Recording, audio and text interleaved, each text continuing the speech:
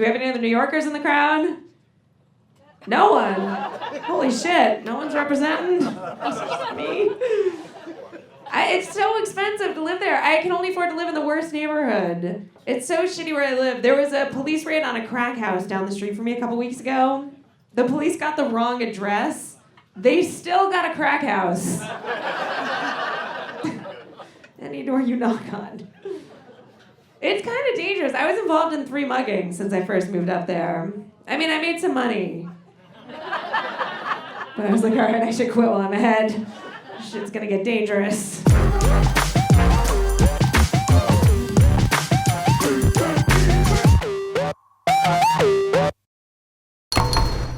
Yeah, played a cop. This is the problem. This is really bad. Played a cop on TV. Problem is, now I think I'm a cop in real life, you guys. I'm driving down Sunset right here, Ogden, 4:30 in the morning. I see 4 guys standing over one guy, 4 guys. I literally pulled over my car. I got out of my car, and you know cops put their hand here with a gun? I had my hand back here, right? Nothing was back here at all. And I go, hey, I need you 4 guys. I need you 4 guys to step over here, right? All 4 of them went, okay, and then looked over there, right? Guy on the ground tries to get up. I go, you need to stay there. He goes, why? I go, I'm an off-duty cop. And then he goes, what's your badge number? I didn't know what to say, so I literally just said my phone number. Like, I didn't know what to say. Called 911, cops show up, 2 cop cars, 4 cops get out. They have their guns out like this. I don't know why, I didn't realize. I still had my hand back here, right? And they go, what's going on, officer? I'm like, oh, yeah. Like, oh, yeah, I'm an officer, yeah. And if I want to be a jerk cop, I can move my ears back. So watch, this is me, be just regular cop, and then jerk cop. I don't know if you guys can see that, right? I'm a jerk cop right now, right? So the cops go, what's going on, officer? And I go, well, arrived on scene 15 minutes ago. There's a single victim and there's 4 suspects. And then I just walked over to my Kia, I got in it, and I drove away. I don't know if anybody's like a prostitute here.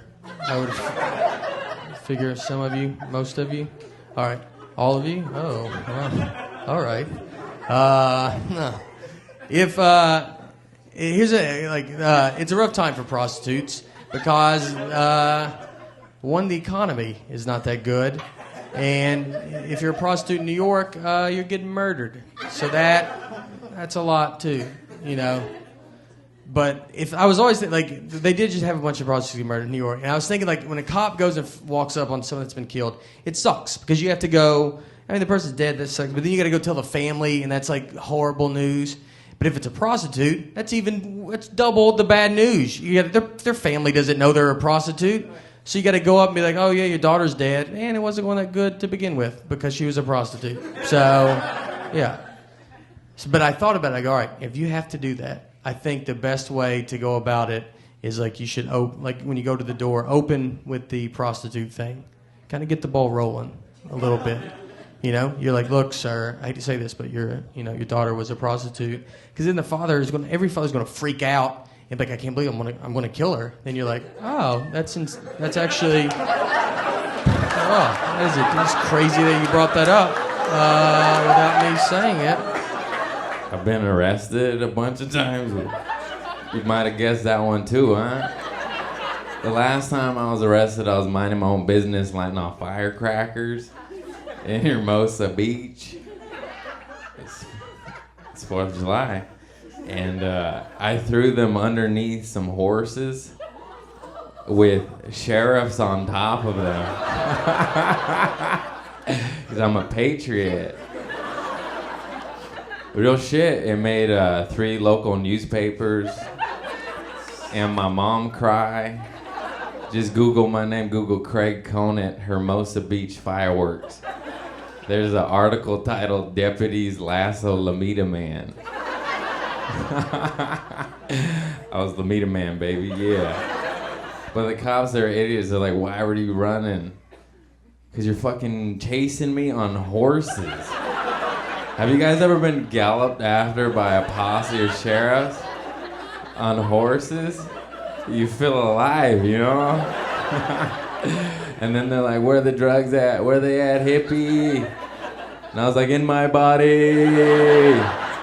You too late, piggy. I fucking did them.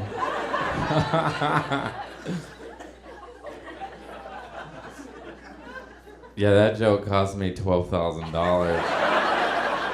Never been to prison. I don't want to go to prison, man. That shit scares me. You know why I can't go to prison? Because I dropped the soap at home in a regular shower too much. You ever dropped the soap at home in the shower, sir? That shit's like so slippery and wet to pick up. You be down there in a real vulnerable position for about 3 seconds. Do you know what somebody could do to you in prison? In 3 seconds? You'll get raped and wouldn't even know it. You get like walked by rape, you know?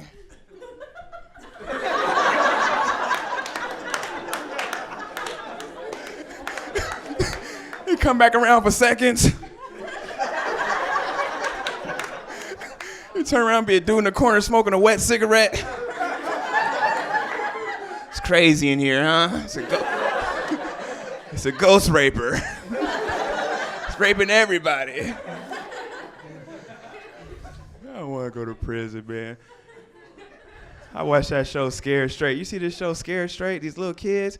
There should be rules to this show. I think they be like going too far with these little kids, you know? They should sign like the parents shouldn't put them in that shit. We will rape you if you come in here, little boy. We will pull down your Batman underwear. He's only 8, man. You know? I had a cousin that's in prison.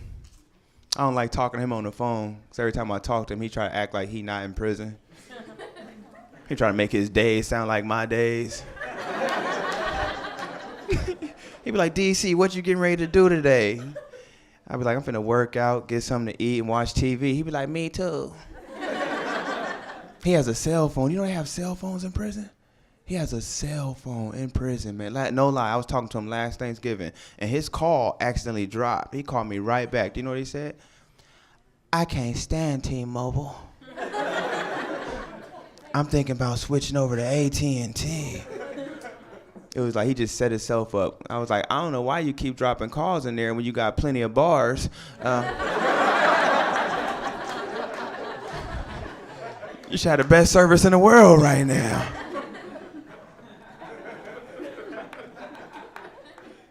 I'm a snitch too. That's why I can't go to prison. I snitched on 2 of my best friends in elementary school. It was easy too. It wasn't as hard as it sounded. Let me tell you what these 2 assholes gonna do. They brought 2 fake bags of marijuana to school, right? And they were talking about we were supposed to sell it. This was the plan. We was gonna sell 1 bag for $10, or we was gonna sell 2 bags for $15.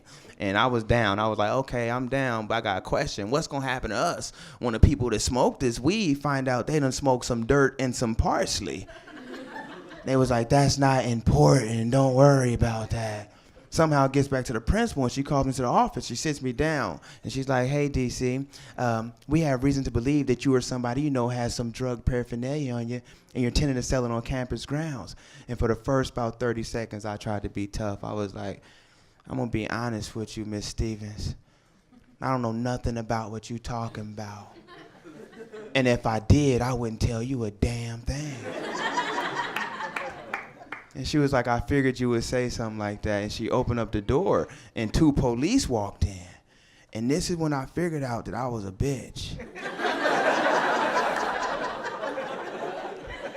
The police, they didn't even have to ask me no questions. Like, I got to talking so fast to the police, it sounded like I was at an auction. I was like, let me let you know what these 2 niggas was talking about doing. They were talking about selling this marijuana. They said we're going to sell 1 for the 10, 2 for the 15. I said it's not going to be a good idea, and I just sold these niggas out for no reason. Oh, gosh, you guys. I love watching jail shows. I am obsessed with them because I like watching drunk people go to jail. And if you ever see it's so funny because drunk people are so confident up front, right? And then at some point they cry, and that's the best part of the episode. I saw this one guy, and he's going to jail, and the cop's like, going to make your 1 phone call? And he goes, yeah! Yeah! The cop was like, relax, man, there's our phone. Points at this old payphone. Dude breaks down immediately. What? No! Where's my cell phone at? I don't know anybody's phone numbers. And just starts bawling. Some of you are laughing, and some of you are thinking, oh my God, I don't know anybody's phone numbers either. I don't. I know one right now. That's 911. That is the only phone number that I know. And you guys, you can't call 911 from jail, okay? That doesn't work. You can't call from jail like, you're never going to believe this. But this call's coming from inside the system. Stop laughing at me and forward me to my parents. Can't do that. And what I was thinking when I was watching this episode is so sad, is that one phone call wouldn't help as many of us as just giving us all one Facebook status update from jail, like I think. Right? Yeah, some of you are like, nah, that's a bad idea. Because you would find out how terrible your friends are immediately at one time. I know I would. I put on Facebook, hurry up, guys, get me out of here. I don't want to find out if Lockup Raw is real. And everyone just goes, like. Oh, don't drop the soap, Brian. Like. Oh, that is hilarious. Like. I hope your cellmate Bubba whispers like a gentleman. Like. What the hell does that even mean? Someone bake me a cake with a nail file in it. I need out of here. I only know how to break out of cartoon jail, so somebody hurry. Bring me that chainsaw cake.